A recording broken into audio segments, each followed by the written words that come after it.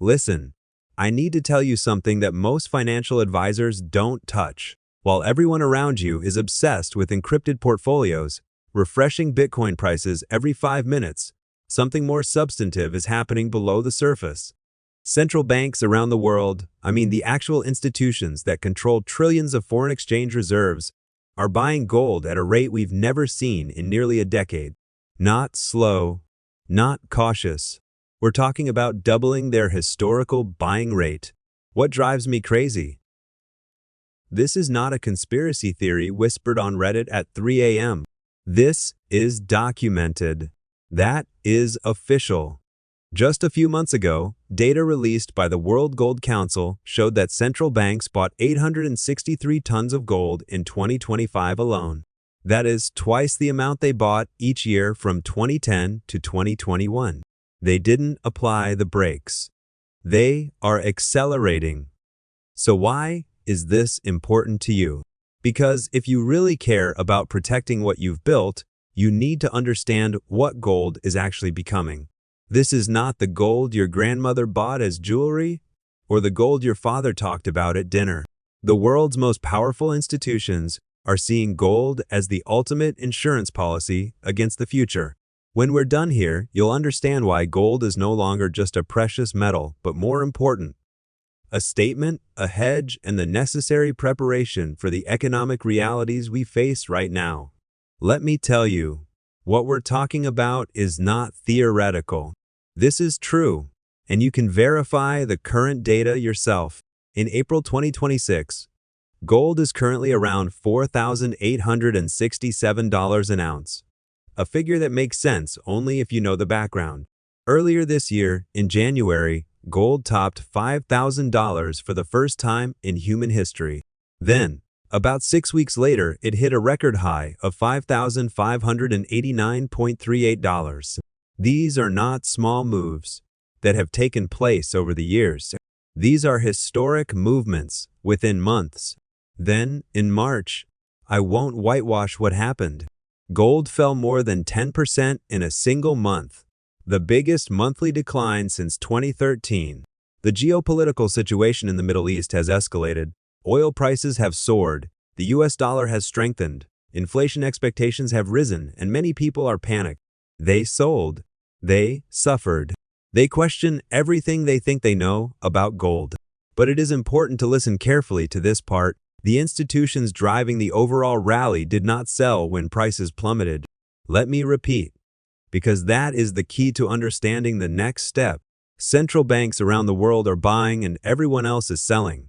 And these central banks are accumulating at twice historical interest rates. Poland added 11 tons in March. China added 5 tons. These countries are not selling their reserves in panic. These countries see the pullback as a buying opportunity. And one analyst perfectly said, the institutions that drive gold higher are not the ones that sell. They're still accumulating. Gold has pulled back about 13% from a record high of $5,589. And the smart currency view is that this integration takes place in a full bull market, not at the end of the story. This is breathing space before the next step. Now Wall Street's actual forecast for the end of 2026 has changed the whole picture because the consensus has changed dramatically compared with what people thought 12 months ago. JPMorgan Chase, one of the most respected voices in finance, expects gold to reach $6,300 by the end of 2026 after rising in February. They did not cut interest rates after March. They remained stable, saying $4,400 to $4,600 represented a strong bottom of support. That is to say, from our current situation, the year-end target alone has 29 to 45% upward potential. Wells Fargo Investment Research showed up to brief clients directly on the decline in purchases in March. They raised their forecast to $6,100 to $6,300. Goldman Sachs, usually the most conservative voice in commodity markets, expects $5,400, a figure that will remain unchanged in all volatility. UBS announced $6,200 and raised its forecast to $7,200 if geopolitical risks escalate further. Bank of America's 12-month target is $6,000. The consensus among major financial institutions is not implicit or mixed. They believe gold is rising sharply from here. The real debate among Wall Street analysts is not whether gold is back to $5,000, but where it comes from. The debate is over whether it will hit $6,000, $6,500 or more by the end of the year. But everyone should ask a question. Why? Why are these banks so confident? Why did the central bank continue to buy when prices plunged in March? Why has the self-identity of the world's most important institutions changed so fundamentally? For anyone concerned about financial security, that answer really matters. The 5 structural forces driving this round of gold rebound have nothing to do with temporary sentiment or short-term market cycles. These are long-term systemic shifts in how countries and institutions view money, reserves, and security. If you want to understand why gold is more important now than ever, you need to understand these forces. Power 1. Central bank de-dollarization. The most obvious force begins with the basic fact that the dollar has been the undisputed world reserve currency for decades. Each country holds dollars. Every country trusts the dollar. Every country feels comfortable holding most of its foreign exchange reserves in dollar-denominated assets. That trust is changing rapidly. What happened in 2022 shook global confidence in the entire system. The United States has frozen trillions of assets frozen overnight by the Russian central bank over geopolitical differences. This single action led to a strategic reassessment by emerging market central banks. China asks itself this question. India asked, Turkey asked, Poland asked, and every country started thinking about the same thing. What if it happened to us? The answer is always the same: diversity. Reduce dollar exposure. Buy gold. The Central Bank of China extended the winning streak of gold accumulation to 15 consecutive months before January 2026, month after month and year after year. India is buying in large quantities. Turkish bulk purchases. Poland added 11 tons in March alone, viewing the price correction as a buying opportunity in this century. None of this was an accident or minor adjustment. These are strategic decisions by the world's most powerful institutions to reduce their dependence on dollar-denominated reserves. What economists call de-dollarization is one of the most undervalued but significant financial trends to date, with countries not buying euros, yen, or other reserve currencies as they reduced their exposure to the dollar. They were buying gold. Gold cannot be frozen. Gold cannot be sanctioned. Gold is the ultimate reserve of non-political value, which is why it is becoming the currency of choice for countries that want to be cut off from American foreign policy. Power 2. ETF tsunami. A second force is taking place among individual and institutional investors in Western markets, creating a feedback loop that amplifies everything else. Western gold ETF exchange-traded funds allow you to hold gold without physical holdings, with record inflows in 2025 and an additional $89 billion into gold ETFs. This pushed the total ETF position to a record high of 4,025 tons. With that in mind, the total reserves of 4,025 tons of gold exceed most countries. It is gold enough, almost equal to the value of a country's foreign exchange reserves, and people can buy, hold, and sell ETFs in brokerage accounts, such as stocks. Why is this happening? The first reason is simple. Owning gold is easier than ever, with no physical storage, insurance, or security issues. The second reason is deeper, with investors waking up on a large scale to the actual long-term trajectory of government debt, currency depreciation, and inflation. The third reason is that as institutions allocate more gold, it becomes legal for conventional investors to increase their exposure and form a feedback loop. One institution enters the market, other institutions follow up. Retail investors see this trend and follow up, verify institutional decision-making so as to drive more institutions to enter the market, and the cycle continues. Power 3. Fed cuts interest rates. Here is an interesting thing that most people miss when considering gold prices. When interest rates are high, the opportunity cost of holding gold increases substantially. Gold doesn't yield anything. It pays no dividends. It doesn't generate revenue. Therefore, when you can get 5% treasury bonds, gold will be less attractive relative to yields. But that calculation changed when the Fed began cutting interest rates, and Goldman Sachs calculated it. They estimate that every 50 basis points of easing by the Federal Reserve will add about $120 an ounce of price support to gold. It is not that people are suddenly more optimistic about the world. However, the attractiveness of alternative risk-free treasury bonds relative to non-yielding assets is reduced. What happened is as follows: as inflation falls from a high, the market is pricing further interest rate cuts by the Federal Reserve in 2026. The Federal Reserve suspended the interest rate cut cycle in 2023.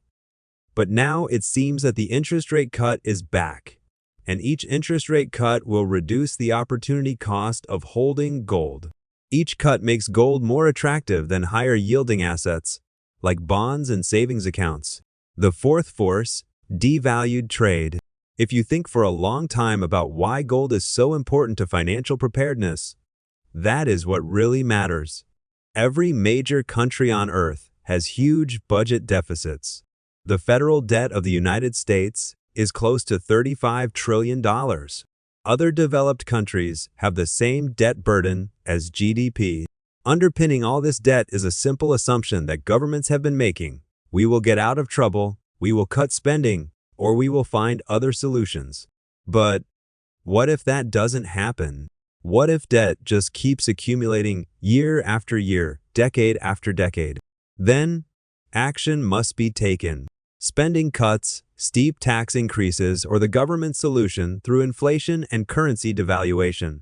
Goldman Sachs calls it depreciation trade and lists it as one of the 3 pillars of its bullish gold theory. This is a logic spreading among mature investors. If you believe that government debt is unsustainable and will eventually be resolved through inflation and currency depreciation, holding gold, an asset that historically maintained purchasing power during inflation, is necessary. This is not optimistic. This is pragmatic. This means I don't know exactly when or how this was resolved, but I believe real value will be eroded from fiat money, so I need something to maintain its purchasing power. This belief is spreading among mature investors and institutions, driving sustained demand for gold, whether prices rise or fall on a given day. Power 5. Inflation expectations and economic uncertainty. The last force is the reality of inflation expectations and economic uncertainty entering the second half of 2026. The IMF expects global headline inflation to rise slightly in 2026 and then return to decline in 2027. And the slight rise is important in part because it means we are not out of trouble. We don't see a clear downward trajectory of inflation. In the context of the central bank's loose policy, we see a slight increase in inflation. There are unresolved geopolitical uncertainties. The situation in the Strait of Hormuz escalated and then partially eased. But this shows how quickly supply shocks can hit oil prices and spread to inflation expectations. That uncertainty persists. It is still there. Gold has traditionally risen during periods of geopolitical uncertainty because it is the ultimate safe haven asset when everything else seems risky. When you combine rising inflation expectations, geopolitical uncertainty, and large-scale government debt levels, the logical result is that gold becomes more attractive, not less. This is hedging multiple bad scenarios at the same time, which is why even if prices fell in March, buying never stopped. Now I want to change my perspective, because for those who are really thinking about preparation, not just return on investment, there are some things that really matter. Gold is more than just making money in the traditional sense. For those planning for disaster preparedness, its functions are completely different. Most people think of gold as an investment, like stocks or bonds, and you buy it to see money rise. But that is not why gold is crucial to disaster preparedness. Gold in the prepper context has a completely different purpose. It is insurance. This is liquidity. When traditional financial systems become unavailable, it is a form of money that operates outside those systems. It is important to think this way. If the financial system experiences pressures such as bank failures, capital controls, and ATM closings, then universal value physical assets, in whatever form, will be key to survival and living standards. In this case, if you don't have a bank account, a $50,000 bank account is worthless. If brokerage firms close or restrict withdrawals, $50,000 brokerage accounts will become worthless. But gold of the same value can be held, traded, and used to maintain purchasing power and access to goods and services. Here is a concrete example of how this works in a real crisis. During the 2008 financial crisis, when Bear Stearns and Lehman Brothers collapsed, people suddenly realized they could not get money immediately. Banks were seized. Trading was suspended. The entire financial system froze for days. In this mess, people holding physical gold own an asset they can actually use. It is not about making money. It is about survival. I am not saying that other crises in 2008 are imminent or inevitable. I mean, be careful to acknowledge that financial turmoil has happened. And when it happens, holding valuable physical assets is necessary to maintain a quality of life. For prep students, gold has several functions that make it irreplaceable in test preparation strategies. First, it is a store of value that can never be carried in real estate. Unlike commodities like food or ammunition, it does not deteriorate and does not require specialized storage beyond basic safety. You can carry considerable value in small amounts of weight and volume. A few ounces of gold can represent tens of thousands of dollars. The second is indivisible. Gold coins can be traded in smaller units if needed. You don't have to trade a whole ounce. You can trade ounces or smaller. Third, it has been widely recognized and accepted. Cryptocurrencies require the internet and electricity to verify and trade, and fiat currencies may depreciate in the process of depreciation.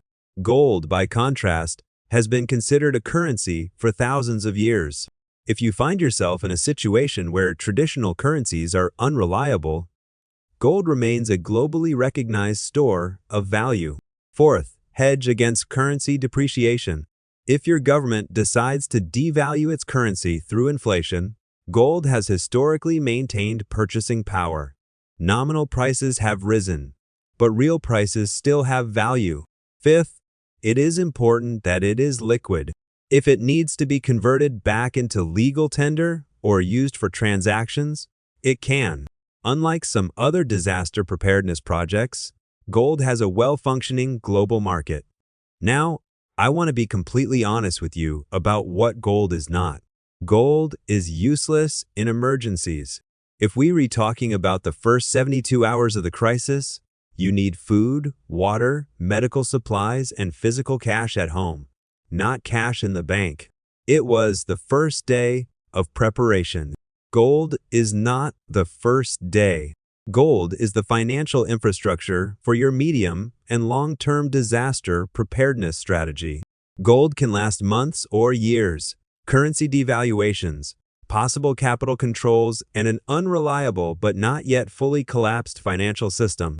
In these cases, gold is one of the few assets that maintains purchasing power independent of government policy or the actions of financial institutions. For investors ages 35 to 60, gold is the main audience for this thinking, and gold has another function. It is the right portfolio diversification. Most financial advisors tell you to hold a percentage of precious metals as part of a balanced portfolio. This has nothing to do with the implementation of the gold standard.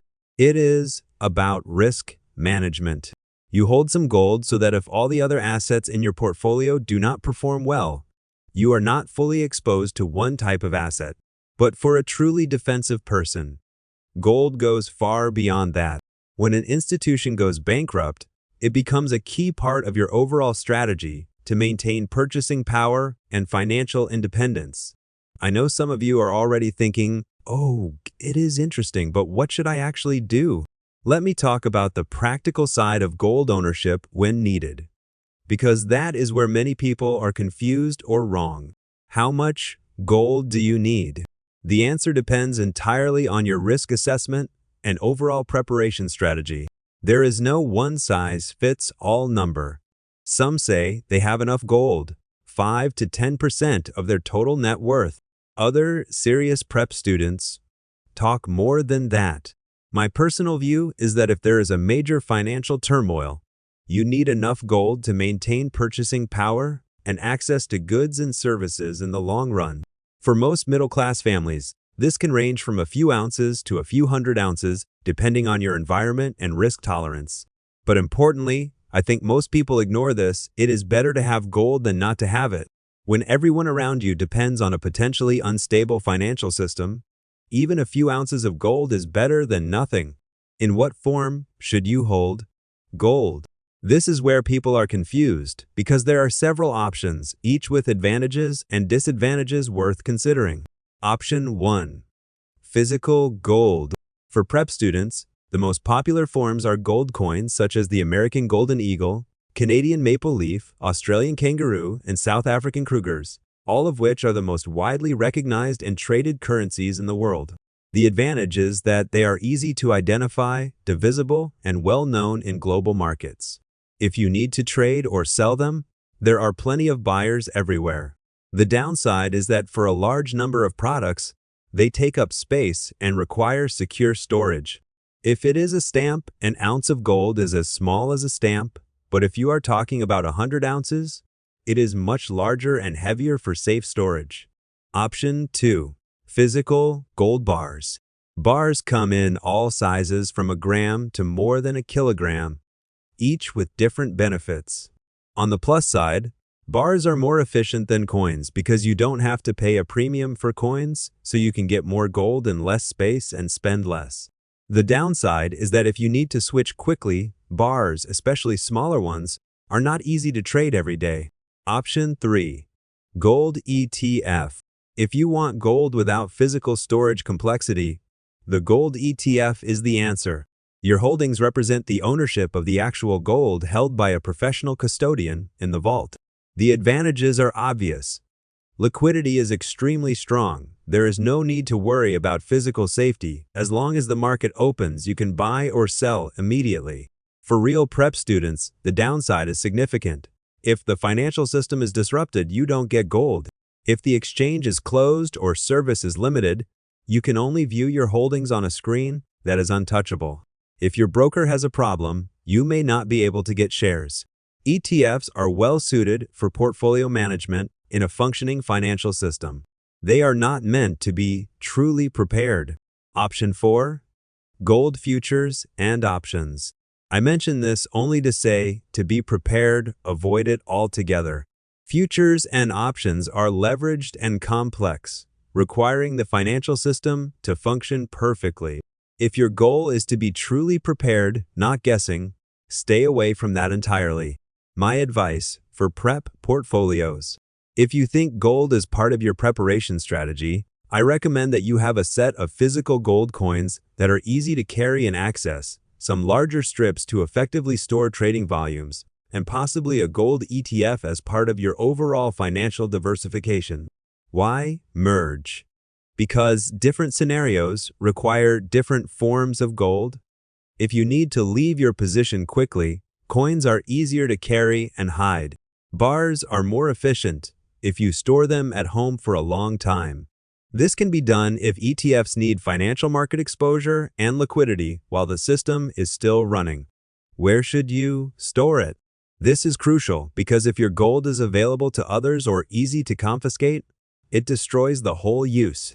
Option 1. Home safety or secure storage.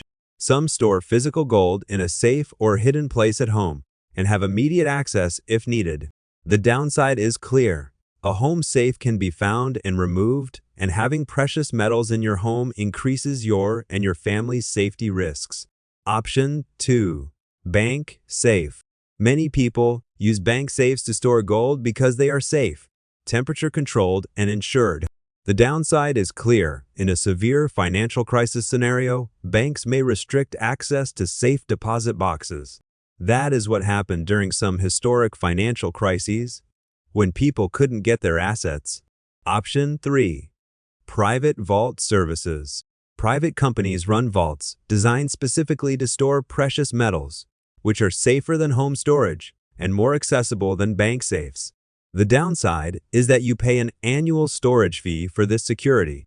Option 4. Isolate and allocate storage at reputable dealerships. Some gold traders operate secure storage facilities to hold gold for you, separate from gold held by other customers.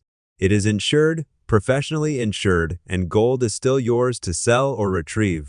That addresses concerns about bank access and seizures. My personal advice is a hybrid approach. Put some gold at home for immediate access when needed. I recommend not exceeding what you can accept from a security point of view, putting some gold in a private vault to ensure security and a larger amount, and possibly placing some gold in warehouses allocated by reputable distributors for ultimate security and insurance coverage. The specific split depends on your personal risk tolerance and situation. The important thing is that your gold is secure, and if circumstances permit, you can actually get it. I know a lot of viewers here are interested in cryptocurrencies and precious metals. One might think, if I can own Bitcoin, why buy gold? This is the comparison I want to discuss directly, because I think there are many misunderstandings about the function of these assets. Let me be clear, I'm not anti-encrypted. I think cryptocurrencies play an important role in diversification strategies, but I also think encryption is exaggerated as a substitute for precious metals. Let me look at the actual comparison so you can decide what makes sense to your situation. Gold has survived 5,000 years of human history and remains valuable in every declining empire. Every currency collapsed, and gold maintained its purchasing power. Every geopolitical upheaval, every war, every crisis, gold continues. This is not hype. This is a documented historical fact. Bitcoin has been around for 16 years. It did a good job. But there is no evidence to support the claim that this is a long-term, historically proven store of value. Gold is effective without technology, which is crucial for disaster preparedness scenarios. Gold can be traded and stored without the internet, without electricity, without any technology. If you have a power outage or internet outage in your area, gold can still work normally. Bitcoin didn't. It requires electricity, the internet, and the entire blockchain network to function properly. Gold is universally recognized. Go to any country on earth, show someone gold, and they will understand the value of gold. Show someone Bitcoin, and most people don't know what it is or how to verify its value. In a real crisis scenario, if you are in a strange place or another country, gold is immediately identified. Bitcoin is not. Gold has no counterparty risk. A technical term that matters here. When you own physical gold, you have physical assets that exist independently of anyone else. When you own Bitcoin, you rely on the internet, on exchanges, on the proper maintenance of your account. Your access can be compromised or lost if your internet infrastructure is significantly disrupted or your cryptocurrency exchange is facing serious problems. Your gold has no counterparty risk. Still, Bitcoin and cryptocurrencies do have an undeniable advantage over gold. Bitcoin is more liquid in the current market, and you can sell it immediately in a functioning market in a way you may not be able to use gold. Bitcoin is more portable because it requires far less physical space to store $10 million in Bitcoin than $10 million in gold. Bitcoin appeals to the younger generation and those deeply rooted in technology. In addition, if Bitcoin really achieves the value storage narrative expected by its supporters, there may be asymmetric upward space. So here are my practical thoughts, and I want to be blunt. A truly prepared financial strategy includes both gold and Bitcoin. You have some gold because of its tested historical stability and its function outside the technical system. You own Bitcoin because of its potential and because it provides functions that gold cannot achieve in modern markets. Those who own only gold are losing the edge of technology and innovation. Only Bitcoin holders are taking on counterparty and technical risks that gold does not have. Companies with both conditions have balanced preparedness and profit potential. Specifically, by 2026, gold has outperformed Bitcoin since the beginning of the year. But that was this year. Bitcoin is likely to perform significantly in the coming years. Both will be part of future smart finance plans, especially for those worried about the stability of the financial system. Well, let me put this together because I want you to leave this video with a clear explanation of how to handle this information. Gold is undergoing a fundamental global reassessment by the most resourceful and long-term institutions. Central banks are accumulating money at double historical interest rates. Major financial institutions are expected to rise sharply from current levels. The structural forces behind the rebound, such as central bank de-dollarization, ETF inflows, interest rate cut expectations, depreciation concerns, inflation uncertainty, and so on, are not temporary fluctuations. They are a long-term shift in how the world's most important institutions view reserves and security. From a disaster preparedness perspective, gold has functions that legal tender does not have at all and maintains purchasing power independent of government policies. It gained global recognition outside the financial system. It works when they feel stressed. It is portable, divisible, and mobile. For those who are really thinking about preparing for the environment in 2026, gold should be an important part of your strategy. Here are some specific steps I suggest you take this week. First, educate yourself. You don't make financial decisions based on YouTube videos. Do your own research. Look at the numbers. Look at central bank holdings. Look at the World Gold Council report. Understand the market for yourself and make informed decisions. Second, honestly assess your risk tolerance. How much risk of financial turmoil do you really face? How worried are you about long-term monetary stability? Your answers to these questions determine how much gold you should own and what form you should take. Third, if you think gold is reasonable for you, start gradually building your position. You don't have to buy everything at once. You can build it. The current price level of about $4,867 an ounce is a solid entry point against the target of $5,400 to $6,300 at the end of the year. But even if prices rise, it is important to hold some gold as part of a long-term strategy. Fourth, be considerate of form and storage. Don't just buy gold, put it on a shelf that anyone can find. Consider secure storage.